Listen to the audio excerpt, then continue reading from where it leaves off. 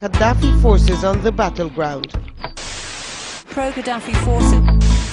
Les forces pro-Kadhafi, l'avancée des soldats pro-Kadhafi semblait inexorable. Les forces fidèles à Muammar Kadhafi. La guerre de l'OTAN en Libye nous est toujours présentée comme une intervention à but humanitaire.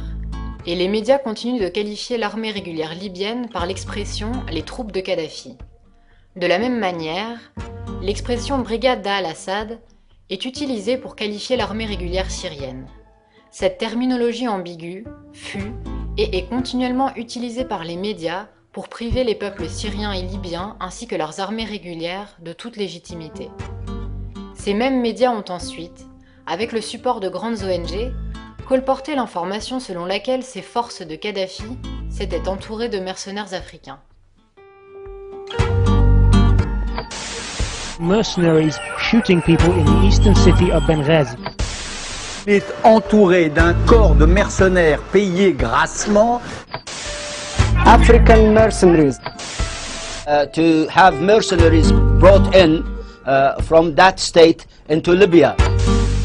Geneviève Garrigos, présidente d'Amnesty International France, fut invitée sur le plateau de France 24 le 22 février 2011, soit le lendemain des prétendus tirs et bombardements de l'armée libyenne sur les populations civiles.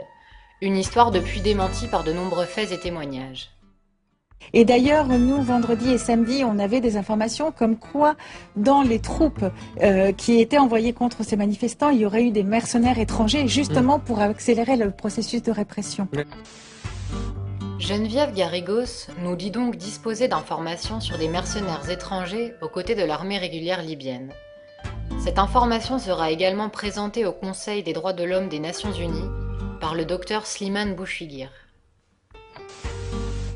Ces mercenaires semblent avoir reçu carte blanche pour piller et tuer indistinctement tout civil. Pourtant, 5 mois plus tard, et après enquête de Donatella Rovera en Libye, le discours de Geneviève Garrigos face à notre caméra sera complètement différent. Geneviève Garrigos, bonjour. Vous êtes la présidente d'Amnesty France. Je voudrais vous interroger sur plusieurs sujets. Premièrement, Donatella Rovera, conseillère sur la réaction aux crises chez Amnesty International, s'est rendue 3 mois en Libye. Elle fait état d'emprisonnement de citoyens libyens et étrangers par le Conseil national de transition. Ce dernier, nous les présentant comme des mercenaires. Que pouvez-vous nous dire à ce propos ? Bonjour. Effectivement, dès le départ de la mise en œuvre des troupes anti-Kadhafi, on a eu rumeur de mercenaires qui agiraient à la solde de Kadhafi. Or, nos chercheurs qui se sont rendus sur place très tôt, puisque c'est mi-février, et ils en sont repartis fin juin, eh bien, ont constaté que dans les prisons, finalement, on ne trouvait que quelques personnes qui étaient incarcérées, et qui n'étaient même pas inculpées. Et de fait, ça a surtout été des rumeurs qui ont été colportées avec des accusations vis-à-vis de personnes qui soit étaient de peau foncée, voire noire, et qui pouvaient être des Libyens, parce qu'on oublie que les Libyens du Sud ne sont pas forcément de type arabe, ou d'autre part des étrangers, ce qui a créé une espèce de peur, de xénophobie, et certains ont été maltraités, voire battus. Bon, certains ont été emprisonnés, et aujourd'hui, force est de constater qu'on n'a pas de preuves concrètes d'utilisation de forces mercenaires par Kadhafi. Oui, en effet, puisque votre collègue dit également qu'elle n'a pas vu du tout de mercenaires et que tout ceci est une légende colportée par les médias. Est-ce que vous confirmez cette information ? Absolument, le travail fait par Donatella, et c'est pour ça qu'on a envoyé des chercheurs très tôt sur place, était de voir si véritablement on retrouvait des mercenaires. Or, ce n'est pas le cas. Et elle parle notamment du cas d'un jeune Algérien dont le patron a dû faire une attestation comme quoi il travaillait bien dans une pâtisserie alors qu'il était suspecté d'être mercenaire. Et à l'heure actuelle, vraiment, nous n'avons aucune trace, nous n'avons aucun élément confirmant ces rumeurs. Ce qui était auparavant considéré comme une information est désormais qualifié de rumeur par le même interlocuteur. Les 5 mois qui séparent ces deux entretiens ont en effet permis à Amnesty International d'enquêter. Mais il est cependant trop tard, car cette rumeur a été colportée par les médias, France 24 en tête, grâce au témoignage de Geneviève Garrigos 5 mois plus tôt. D'ailleurs, nous, vendredi et samedi, on avait des informations comme quoi, dans les troupes qui étaient envoyées contre ces manifestants, il y aurait eu des mercenaires étrangers. On a eu rumeur de mercenaires. Ces rumeurs eurent des conséquences particulièrement dramatiques.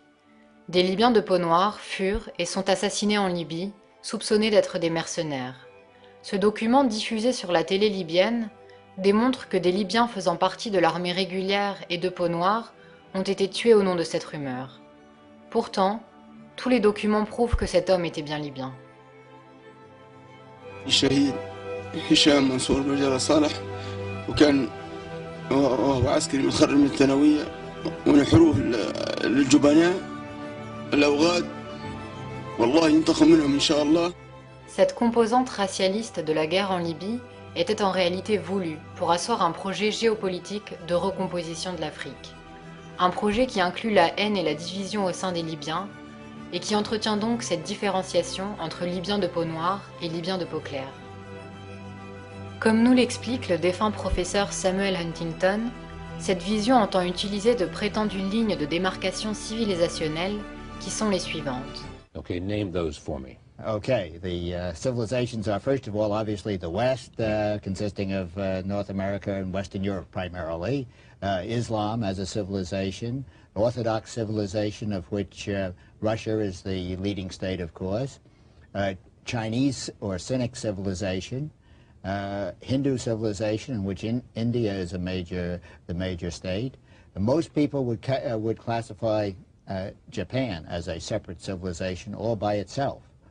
And then I would also add Latin America and Africa. Une vision géopolitique qui sert donc les intérêts des États-Unis et entend diviser l'Afrique selon les plans du département d'État américain et d'Africom. Pourtant, la Libye est à la fois un pays arabe, un pays musulman et un pays d'Afrique. Il paraît donc totalement absurde de définir sa place par rapport à la vision géopolitique d'Huntington. Néanmoins, cette vision valide le plan de l'OTAN et des États-Unis pour aboutir à la balkanisation de l'Afrique. De ce point de vue, les différents projets soutenus et conduits par Mouammar Kadhafi représentaient un obstacle aux ambitions de l'OTAN. L'Union africaine permettait d'unifier les pays africains et d'extraire le continent africain de la domination coloniale. De la même manière que le projet du satellite Rascom lancé le 21 septembre 2007 permettait une certaine indépendance à l'Afrique en termes de communication. Le continent africain ne pourra donc résister aux agressions impériales que s'il s'unit et est indifférent à la propagande des médias impériaux et de l'OTAN. Quant aux prétendues ONG de défense des droits de l'homme, elles font elles-mêmes partie d'un système impérial. La méfiance à l'égard de leurs discours est donc indispensable, car beaucoup de leurs propos sont invérifiables, voire s'avèrent être de simples mensonges. In being able to talk about what a great democracy we have and how the fact that we work together is what this is all about.